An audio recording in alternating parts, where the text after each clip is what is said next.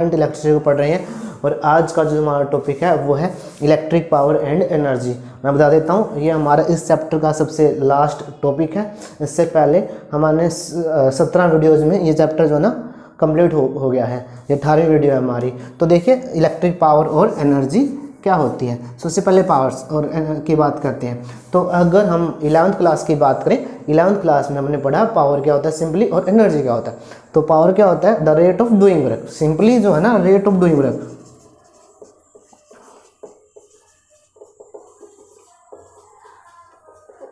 Rate of doing work is called power.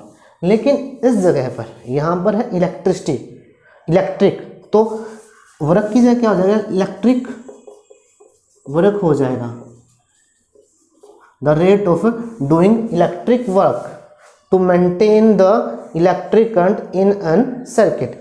किसी circuit में electric current को maintain रखने के लिए जितना वर्क किया जाना है, जिस रेट से वर्क किया जाना है वो इलेक्ट्रिक पावर है। और टोटल जो वर्क डन है वो इलेक्ट्रिक एनर्जी है। हमें पता है कि जिस रेट से एनर्जी कंज्यूम होती है ना वो पावर होता है। तो हमने यहाँ पे ध्यान रखना भाई, बिल्कुल इजीली ध्यान रखना है कि एनर्जी तो बस अपने एक बात ध्यान रखनी है, टोटल वर्क डन वो एनर्जी होता है। जितना हम काम कर सकते हैं वो वर्क डन होता है और जिस रेट से काम किया जा रहा है वो पावर होता है। अगर इलेक्ट्रिक पावर की बात करें किसी भी सर्किट में, electric work done to maintain the electric current in the circuit. Electric circuit में करंट को मेंटेन रखने के लिए जितने वर्क की ज़रूरत होगी, जिस रेट से वर्क किया जाएगा वो क्या होता है? वो पावर। और टोटल वर्क डन क्या होता है? वो एनर्जी होता है।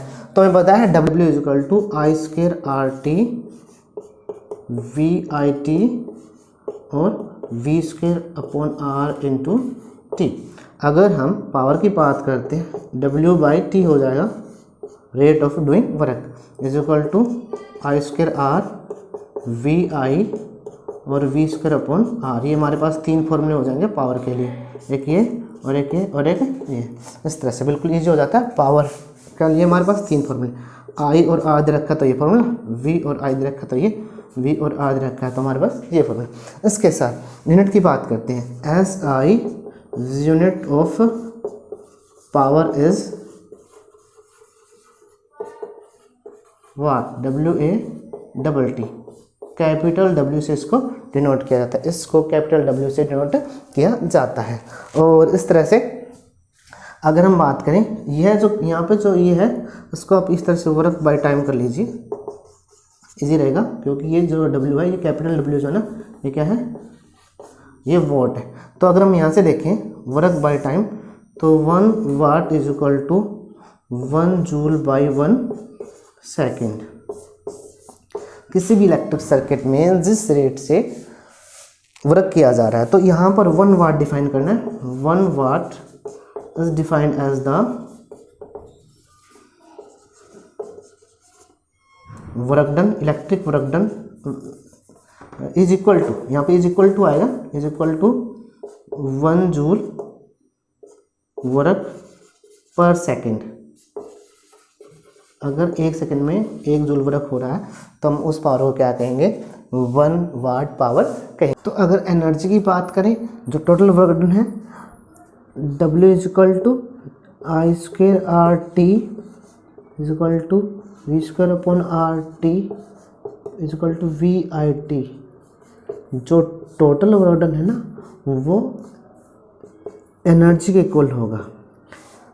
अगर हम बात करें यहाँ पे पावर की, पावर क्या था? Rate of doing work. अगर हम बात करें एनर्जी की, तो जो टोटल वर्क डन है वो एनर्जी के इक्वल होगा। जैसा कि मैं यहाँ पे पता है the rate of doing work to maintain the electric current in a circuit is equal to power and the total work done to maintain the electric current in the electric circuit is equal to energy. तो अगर हमने यहाँ पे power की बात करते हैं P is equal to W by T, लेकिन यहाँ पर जो एनर्जी होगी वो T के इक्वल होगी, कंप्लीट T के इक्वल होगी यहाँ पे एनर्जी। तो इस तरह से I square R T V square upon R into T V I T, ये तीनों फॉर्मूले होंगे हमारे एनर्जी के लिए। और अगर एनर्जी की बात करते हैं, एनर्जी की यूनिट की बात करते हैं, SI unit of energy is equal two is joule, capital J से इसकी नोटेशन होगी जूल। ऑलरेडी हमें इसका पता है, जो वर्क की यूनिट होगी वही एनर्जी की यूनिट होगी। तो इलेक्ट्रिक एनर्जी भी उसी तरह से, इलेक्ट्रिक एनर्जी की यूनिट भी वही होगी जो वर्क की यूनिट है, और या फिर जो अपने मान लीजिए कह सकते हैं हम जो सिंपली वर्क की या इलेक्ट्रिक वर्क की या फिर एनर्जी की यूनिट है, इस तरह से। इसके अलावा जो एक पॉइंट और है वो क्या है, commercial unit of energy. Commercial unit of energy देखिए यहाँ पर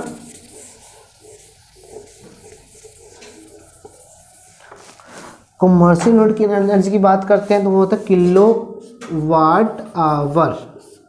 ये एनर्जी की कॉमर्शियल यूनिट है। तो जैसे हमें पता है कि किलोवाट जो है ना 1000 वाट के इक्वल है, कह सकते हैं 10⁻³ वाट के इक्वल है।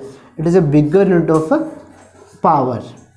जो किलोवाट है वो पावर की बिगर यूनिट है, इस तरह से। और अगर हम बात करते हैं किलोवाट आवर, 1 किलोवाट आवर ये एनर्जी की यूनिट है। कॉमर्शियल यूनिट ऑफ एनर्जी इसको बोलेंगे हम, कॉमर्शियल यूनिट ऑफ एनर्जी बोलते हैं। इसको मैं समझाता हूँ किस तरह से है ये। यहाँ पे देखिए हमें पता चला कि भाई power is equal to work by time. Power किसके बराबर है, वर्क बाय टाइम के बराबर है। और अगर बात करें work is equal to power into time के बराबर होगा। तो जैसे हमें पता है कि वर्क यूनिट क्या है, जूल, तो 1 joule is equal to 1 watt into 1 second. 1 joule is equal to 1 watt second के इक्वल होगा। 1 joule is equal to 1 watt second. तो आपने ध्यान रखना है यहाँ पर कि जो जूल है वो 1 वाट सेकंड के इक्वल होगा। तो इस तरह से जो 1 किलोवाट आवर है वो किसके बराबर होगा, 100 वाट और इंटू 1 आवर, और 100 वाट इंटू 36 मतलब 60 इंटू 60 सेकेंड, क्योंकि 1 आवर में 60 इंटू 60 सेकेंड होती है। तो इस तरह से वो हो जाएगा 3.6 इंटू 10⁻⁶ वाट सेकंड के इक्वल हो गया। और हम कह सकते हैं कि ये 3.6 इंटू 10⁻⁶ जूल के इक्वल हो गया, क्योंकि 1 जूल वाट सेकंड के इक्वल है। तो यह 1 वाट सेकंड 1 जूल के इक्वल, मतलब 1 किलोवाट आवर जो है ना किसके बराबर हो गया, 1 किलोवाट आवर जो है ना वो किसके बराबर हो गया। यहाँ पे दिख रहा है आप लोगों को कि भाई वो 3.6 1 किलोवाट आवर 3.6 इंटू 10⁻⁶ जूल के इक्वल हो जाता है। तो इस तरह से इसको हम बिगर यूनिट ऑफ एनर्जी बोलेंगे। ध्यान रखना, वाट जो ना यूनिट ऑफ पावर है, किलोवाट भी यूनिट ऑफ पावर है, और 1 किलोवाट आवर 1 किलोवाट 1000 जूल के बराबर है, 1000 वाट के बराबर है। और 1 किलोवाट आवर ये किसकी यूनिट होगी, एनर्जी की यूनिट होगी। और ये 3.6 इंटू 10⁻⁶ जूल के वाट सेकंड या फिर जूल के बराबर होगी। तो इस तरह से यहाँ से जो क्वेश्चन बनता है उसको समझिए। अगर कोई बल्ब है 100 वाट का बल्ब, ध्यान से देखिए भाई, अगर कोई बल्ब है 100 वाट का, a bulb of 100 watt is operating 10 hour per day. एक दिन में 10 घंटे चल रहा है, तो 30 डेज में वह कितनी एनर्जी कंज्यूम करेगा, किस यूनिट में, किलोवाट आवर में। क्वेश्चन क्या है कि एक बल्ब है 100 वाट का, वो बल्ब 10 घंटे प्रतिदिन चल रहा है और वो 30 दिन में कितनी एनर्जी कंज्यूम करेगा। ध्यान रखना, वो एनर्जी हमने किलोवाट आवर में निकालनी है। तो एक तो तरीका ये है कि अगर हम देखें कि 30 दिन में वह कितनी एनर्जी कितने घंटे चल रहा है, तो वह 300 आवर चलेगा। सीधी बात ही है, क्योंकि हर एक दिन 10 घंटे चल रहा है, तो 30 दिन में वह 300 आवर चलेगा। तो कितनी एनर्जी कंज्यूम करेगा?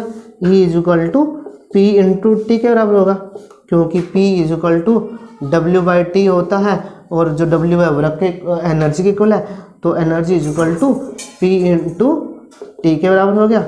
तो ये हो जाता है हमारे पास 100 वाट इंटू 300 आवर। तो यहाँ से देखिए, अगर इसको सोल्व करते हैं 30,000 वाट आवर। अगर हम इसको किलो वाट आवर में बदलें तो 3 यहाँ पर हट जाएंगे, 30 किलो वाट आवर। तो यहाँ पर हमारे पास निकल गया 30 किलो वाट आवर। और इस किलो वाट आवर को हम यूनिट भी बोलते हैं। यूनिट जो ना हमारे घरों में जब ये बोलते हैं कि भाई हमारे जो इलेक्ट्रिक मीटर है उसने इतनी यूनिट निकाल चुका है, तो जो यूनिट होती है वो किलो वाट आवर ही होती है। तो इस बल्ब ने कितनी यूनिट निकाल दी? 30 यूनिट निकाल चुका है ये। तो इस तरह से हम यहाँ पर समझ सकते हैं। इसके साथ साथ ये हमारा टॉपिक था इलेक्ट्रिक पावर और इलेक्ट्रिक एनर्जी। इसके साथ साथ हम बात करते हैं एप्लीकेशन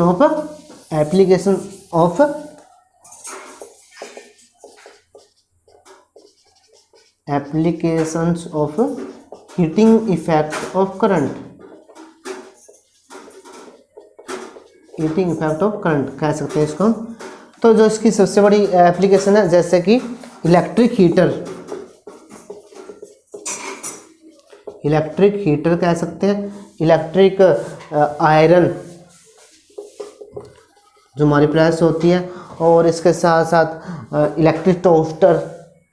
यह सभी जो है ना हीटिंग इफेक्ट ऑफ करंट पे डिपेंड कर रहे हैं। इनमें जो मेटल यूज होता है वो निकल और क्रोमियम का अलॉय होता है, जिसकी रेजिस्टिविटी हाई रेजिस्टिविटी होती है, high resistivity, high melting point and ये दोनों प्रॉपर्टी है। साथ में वो ऑक्सीडाइज नहीं होता, ये भी पॉइंट है कि वो ऑक्सीडाइज जल्दी से ऑक्साइड नहीं होता। अगर रेजिस्टिविटी हाई है तो मतलब उसका रेजिस्टेंस भी हाई है, हाई मेल्टिंग पॉइंट भी है उसका, तो वो जल्दी से मेल्ट नहीं होगा। तो इस तरह से हम कह सकते हैं कि जो मतलब निकल और क्रोमियम का जो अलॉय है वो यूज़ किया जाता है हीटर में, आयरन में, टोस्टर में, जिसकी वजह से वहाँ पर हीट प्रोड्यूस होती है। हीट भी प्रोड्यूस होती है, ना ही वो मेल्ट होता, ना ही वो ऑक्साइड होता, और उसकी रेजिस्टिविटी हाई होने की वजह से वहाँ पर हीट प्रोड्यूस होती है। और इसके साथ अगर हम बात करें, एक हमारे पास है फ्यूज, इलेक्ट्रिक फ्यूज में अगर हम बात करते हैं, लेड और टिन से बना होता है ये, लेड एंड टिन का कॉम्बिनेशन होता है ये। और ये किस काम आता है? यह अप्लायंसेस को बचाने के काम आता है। यह भी एप्लीकेशन है। हम बात कर रहे हैं एप्लीकेशन ऑफ हीटिंग इफेक्ट। तो जो इलेक्ट्रिक फ्यूज है वो भी एक तरह से इसकी एप्लीकेशन है। किस तरह से एप्लीकेशन है? वो टिन और लेड का कॉम्बिनेशन है।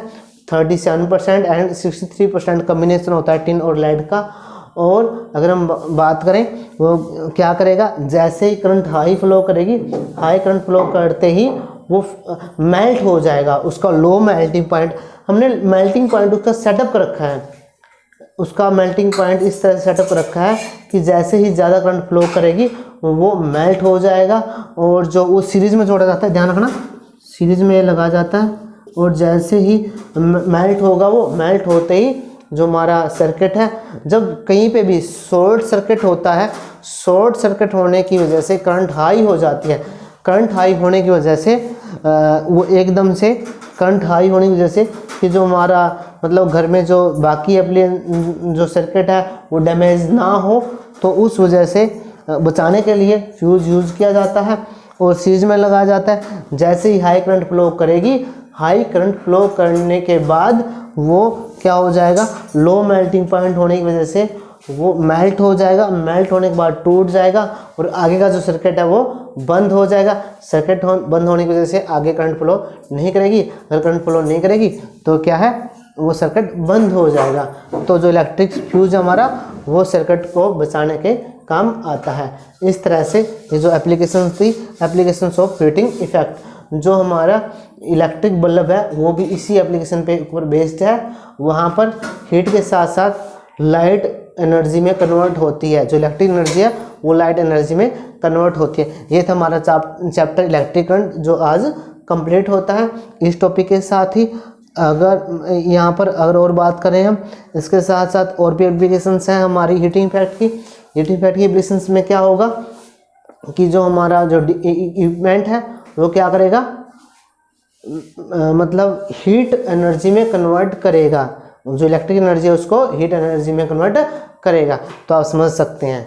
तो आज के टॉपिक में बस इतना ही। धन्यवाद।